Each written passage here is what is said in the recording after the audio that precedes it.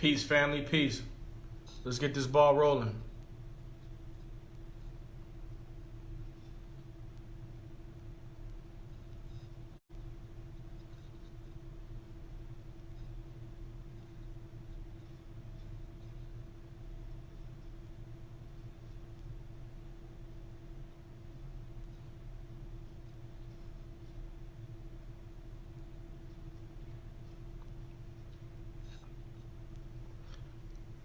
What's going on, everybody out there?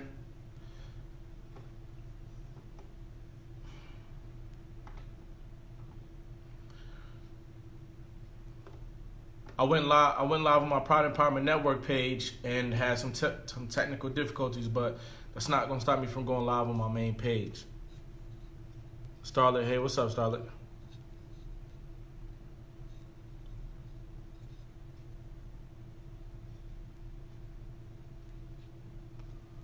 Gonna get rocking and rolling in a second here.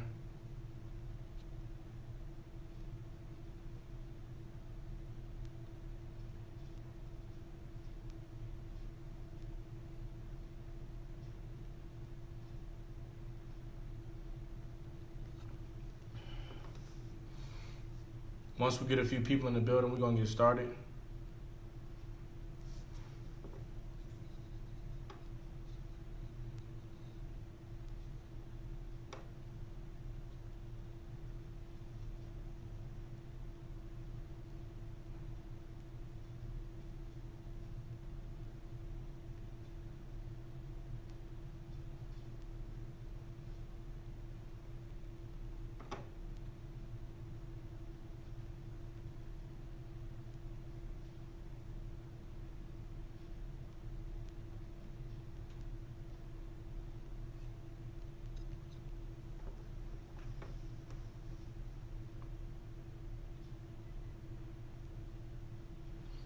Starla, how you doing tonight?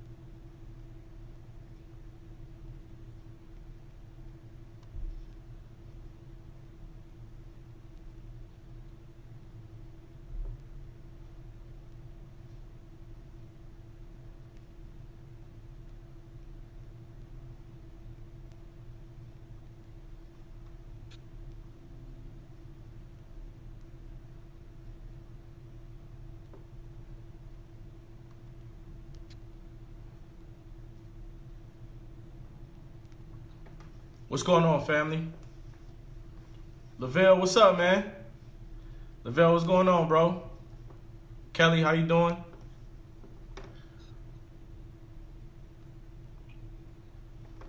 We're going to get straight into it. My last live, I spent a little bit too much time in the beginning of the video inviting people, which I think is a vital function, but at the end of the day, you know, I'm here to share my message and to carry on my Friday night, just like you guys are. But it's very important in this day and age to put your thoughts into the world, especially if you think that they can help, and especially if you're on a mission like I am. I'm definitely on a mission to establish the Pride and Empowerment Network. As you see on the backdrop behind me, the Pride and Empowerment Network is a foundation that will become a physical place that's designed to provide character development, lessons, seminar soundtrack, and ultimately a rites of passage for everybody, particularly people in the foster care system. But it's open to everybody. Give me a second.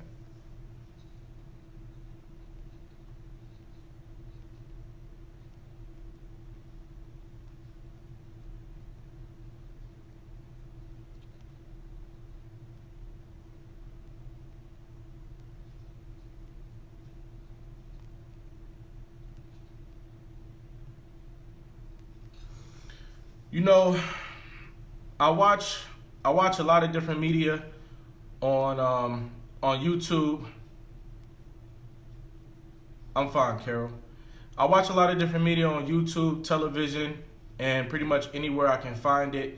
And I find that people are fairly happy when they broadcast to the world. They try to be as positive as possible. Some people are even funny. I listened to Les Brown recently. He's very good at what he does, and I listen to a host of other people, and I find humor in the things that they present, and I try to bring that home. But you know, today I was reminded by a movie I was watching. I was watching The Joker today, and it's funny the instances where adoption and or foster care will come up. You know, I'm watching this movie, The Joker, because I just wanted to see what it was about. And, you know, here it is that pretty much the entirety of the direction that the Joker went in his life was based on the fact that he found out that he was adopted and he was abused. You know, the whole movie it wasn't really about a Batman narrative. It wasn't a comic strip narrative. It was about what happens when you are in a position of abuse, neglect, foster care, adoption, so on and so forth. And it reminded me of the sense of urgency that we all need to feel for the fact that 440 something thousand kids are in foster care today. You know what I mean? When you're in foster care, guys, it brings about a lot of pressure. It brings about a lot of pressure, and it brings about a lot of emotional anxiety when you're in foster care. And a lot of people in the foster care system, based off my experience, they don't ever get healed. They don't ever get addressed, counseled, and really made to feel better about their circumstances. And there's something critical about being taken away from your original surroundings and being transplanted from place to place without ever having sincere connections made. You know what I mean? So things changed for me along the way, and I was able to engage in some really strong, authentic relationships in my life that really helped me to go into the best possible direction that I feel for myself. But you know, a lot of people don't have that experience. A lot of people don't get that conversation, that relationship that encourages them to go into a different direction. And so that's what I want to raise awareness about today. I want to remind us all that right now there are people that we know, more importantly, people that we don't know, who are being impacted by the fact that they're living in foster care. It's a lonely place. You know what I mean? It's a heavy place. And these are some of the people that we're going to interact with, as these are other adults that we see every day. You don't know who's been in foster care and who don't. I know a lot of people who keep it a secret. I know adults who don't tell anybody that they've been in foster care. I know teenagers who are embarrassed to admit the fact that they're in foster care. And so while my entire message is not about foster care, I would like to point out the fact that foster care is a microcosm of our larger society. Out of foster care grows all of the other tiers of our society. And so it's very important, as people who grow to be productive and live different lives in America and around the world, to remember that at the base level is foster care. Because this is what happens. Your parents have issues maintaining the household, maintaining stability, and at the same time, the child is alive, the child is moving, the child is aging, the child is growing, going through different phases, going through different programs, institutions. And so it's almost like you're being watched from the time that you're born. Once it becomes apparent that your life is not up to par, it's not meeting the status quo, then you become exposed to the possibility of being removed from your home. And so everybody, whether you end up dealing with foster care or not, is at risk of having to address what's going on in your household. to some degree. So we're all, you know, several degrees away from this being our reality. Before I really get more advanced into this discussion, I want to take some time out to invite a few more people. Bear with me. And oh yeah, I need you guys' comments. I need your feedback. I need your thoughts, and make this a two-way discussion. The reason why making this a two-way discussion is important is because when people look back on this live, they see that this is not a one-way communication. It's not a one-way communication. I also want to address this. I like to go live because it's direct. It's like, listen, I'm knocking at everybody's door because I want to have a conversation. More effective, branded, refined media is coming soon, but in the meantime and in the future, I like to do a candid live to let people know that I'm real, I'm authentic, and I'm always willing to have a proper conversation with my public. Give me a second.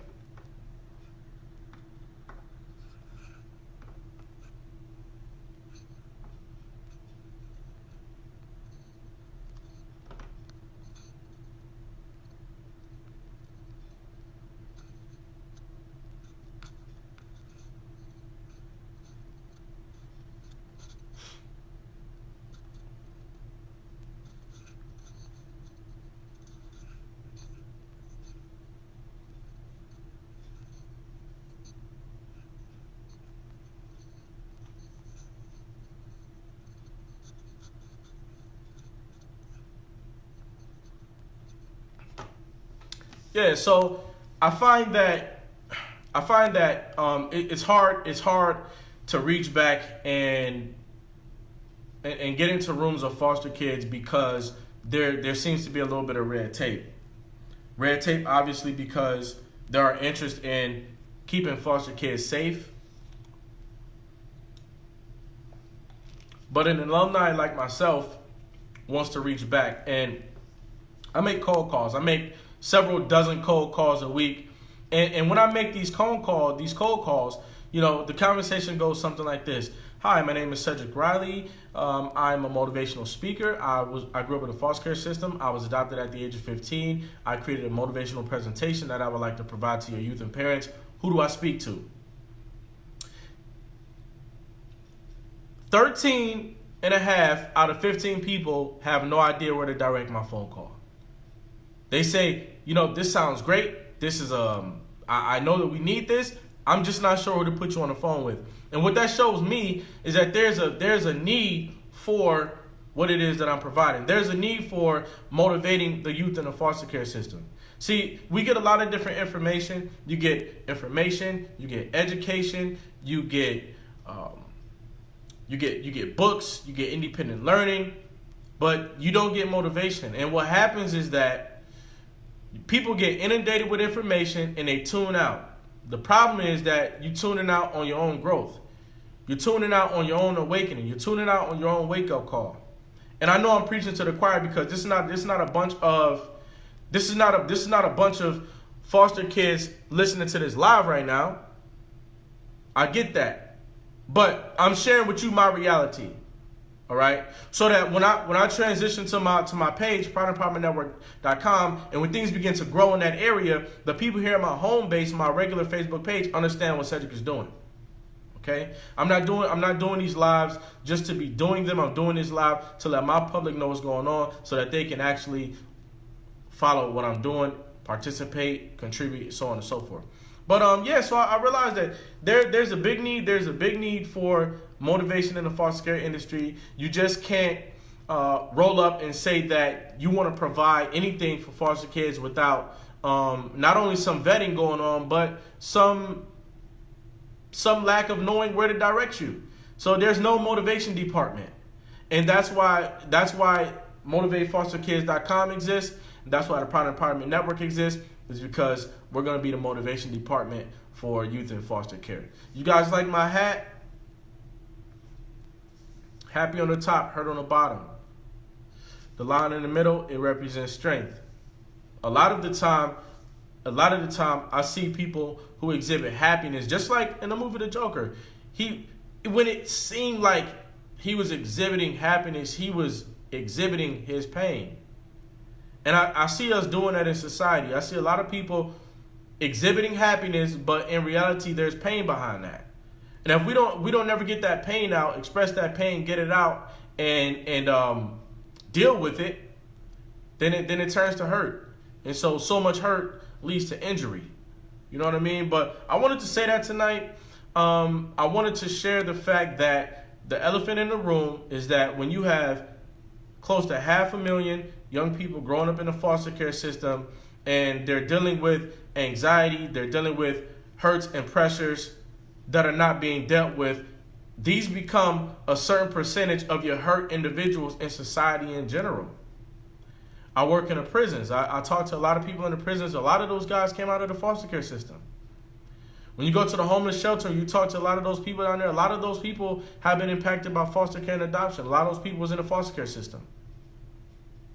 So it boils down to the fact that a lot of the people who are hurting other people, a lot of the people who have mental health issues in our society, they grow out of foster care. And what I would like your help to do, and what I think you could also get on board to do, is motivate young people in the foster care system. Help me to motivate young people in the foster care system. MotivateFosterKids.com is live now.